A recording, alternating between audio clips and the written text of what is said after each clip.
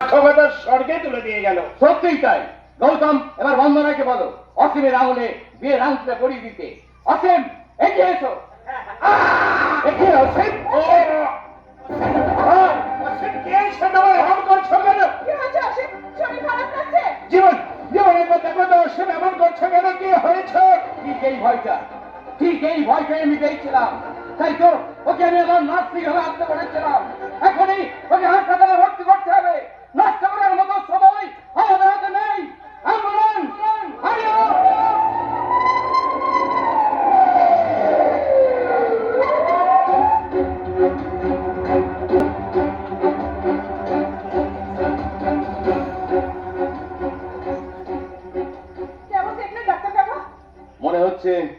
মনে হচ্ছে intestinal ischaemia বা ইন্টেস্টিনাল স্ট্রোক থেকে এমনটা হয়েছে। আমি একটু যাবো ওর কাছে।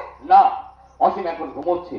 ও যত ঘুমোবে ততই ভালো থাকবে। কিন্তু এটা হঠাৎ হলো কেন? হঠাৎ নয়, হঠাৎ নয়, হঠাৎ নয়।